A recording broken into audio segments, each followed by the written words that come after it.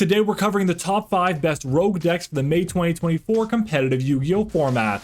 What's potion? You got Matt here and welcome to another competitive Yu-Gi-Oh video. I think we all know what the best decks of the format are. You've got your Snake Eye, your Fire King, even Tenpai Dragon, and Voiceless Voice. But what are some rogue decks that can compete against some of these best decks of the format and even steal a few wins? Well, today I'm going to answer that question by covering the top 5 best rogue decks of the format. Now, these decks may not be able to consistently beat the top decks in the game, but they are some strategies that are having success at the regional and even YCS levels. So if you're excited for the video, then make sure to smash the like button. If this video hits 300 likes, I'll bring you the ultimate tier list on the best rogue decks in Yu-Gi-Oh!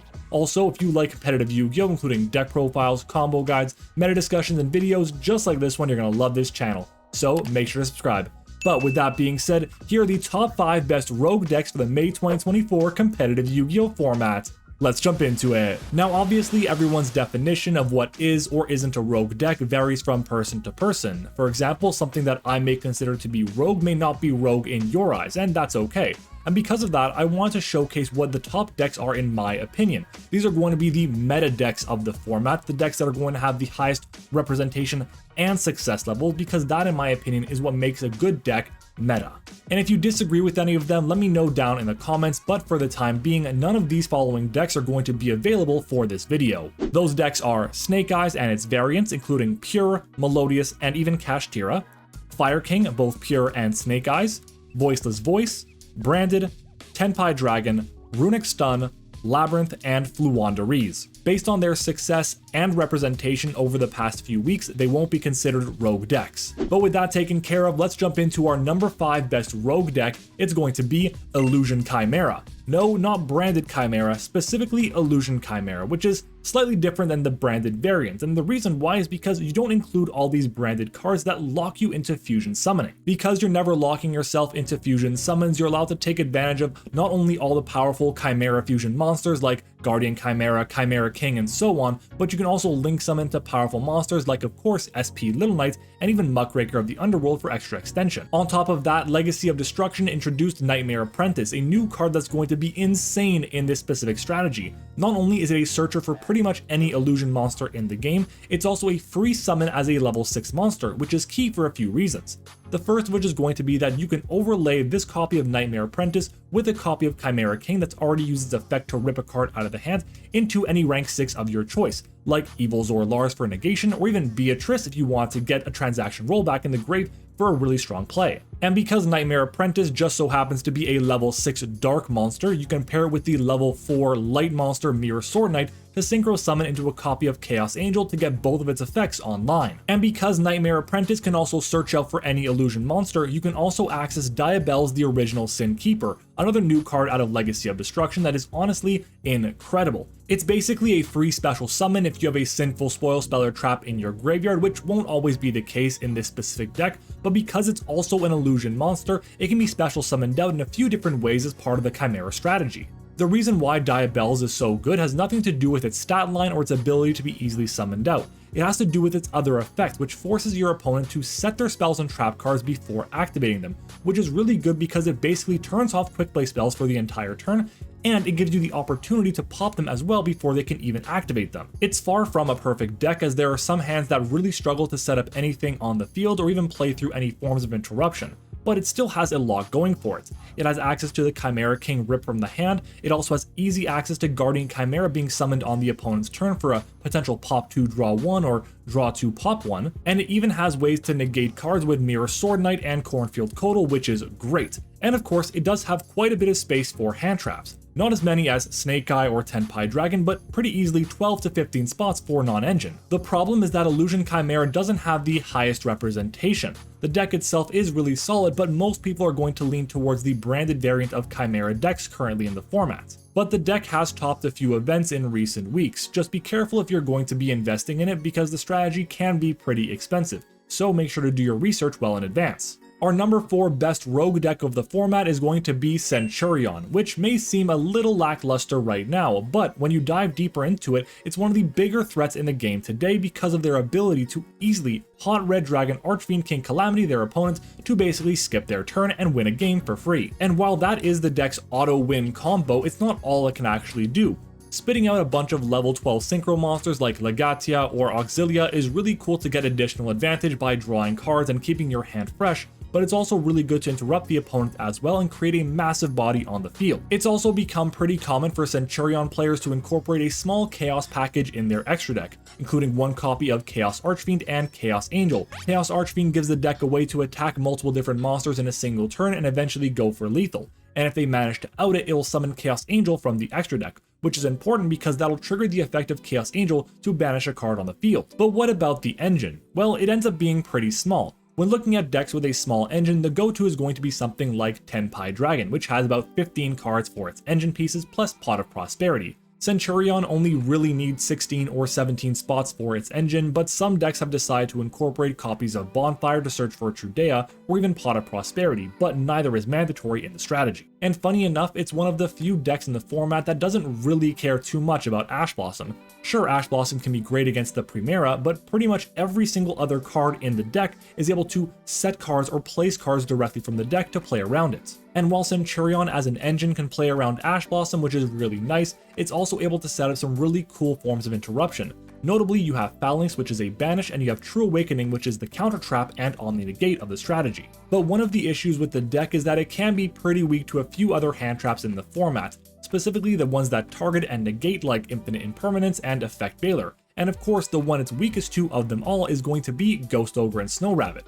Using Ghost Ogre on the field spell stand-up Centur-Ion can be absolutely devastating, and that's one of the reasons why the deck has decided to start incorporating Crossout Designator into their strategy. Just this past weekend alone, there were 2 lists that managed to go top 16 at the Greek national events, and there are countless other lists that have also gone top 8 at tons of different regional events. And while Centur-Ion does have a decent amount of success, the issue again is going to be that it has pretty low representation compared to other strategies. Centur-Ion is a great deck that has only had 2 waves of support, so don't be surprised if it gets a third.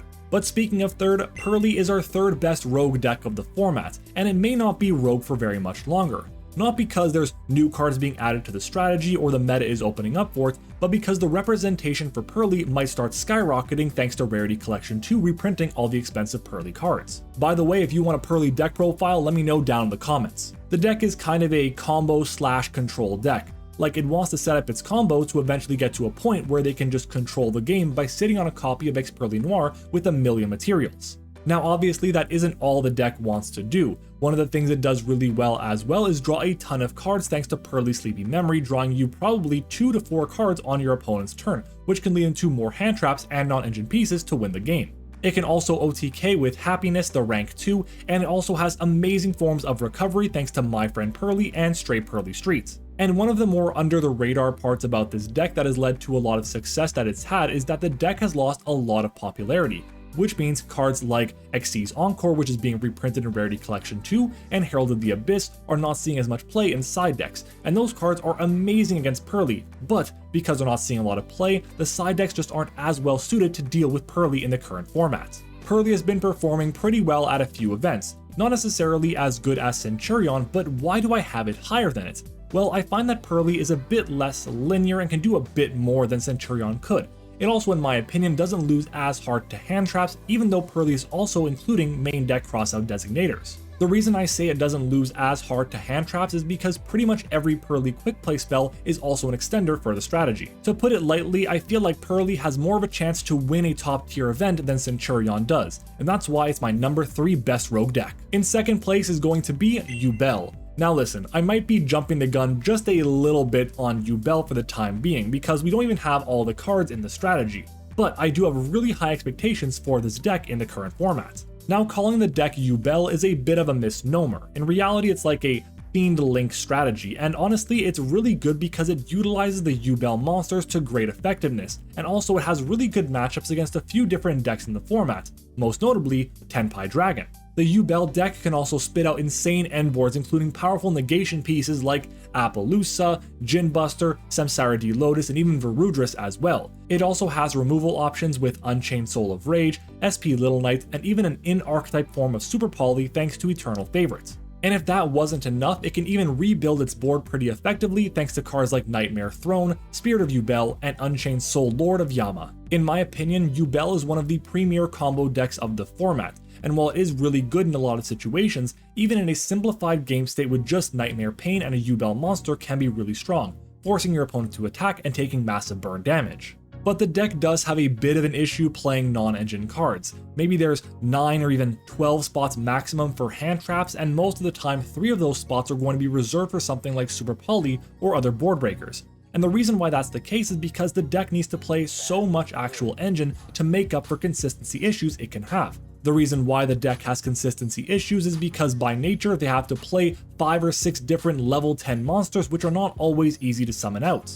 But with Dark Beckoning Beast, Samsara D Lotus, Gruesome Grave Squirmer, and more, the deck is plenty consistent even with all the bricks in the strategy. Yubel can also be pretty weak to a card like Ghost Ogre and Snow Rabbit, specifically on the Nightmare Pain, or to a lesser extent on Nightmare Throne.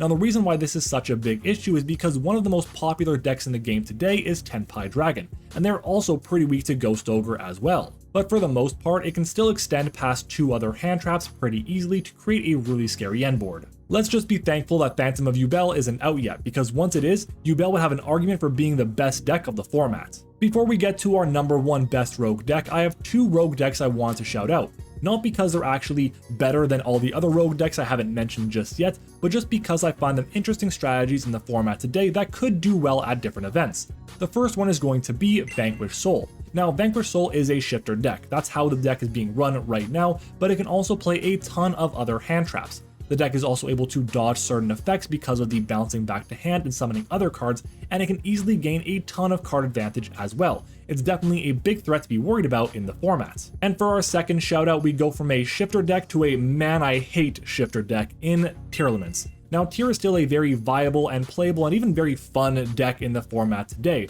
but it has lost a ton thanks to the past few ban lists. That being said, my personal favorite way to play Tearlament is with the new Lightsworn and Horus cards. By creating Horus Lightsworn Tear, you can set up a really solid end board with a ton of awesome negates. The issue is, it still relies a lot on luck by milling the right cards to create the best end board possible. But now that we've gone from numbers 5 to 2 and our shoutouts, here's our number 1 best rogue deck. It's going to be Pure Melodious. Now listen, full disclosure, I was actually considering putting Pure Melodious into my list for a meta deck, but I decided against it for a few reasons.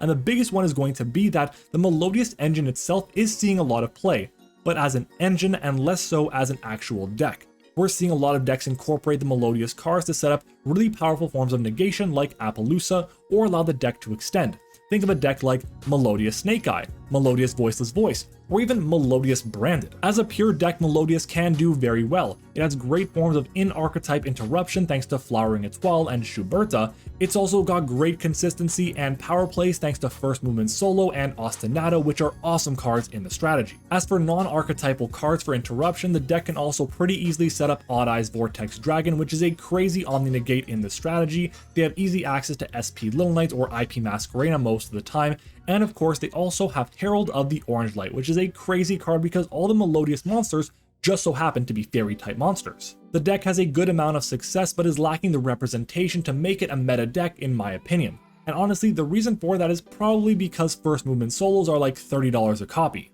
I think by the time we get to Nat's format in June or July, we're going to see so much more Melodious being played, and it's going to make it that this deck will definitely be out of the rogue tier.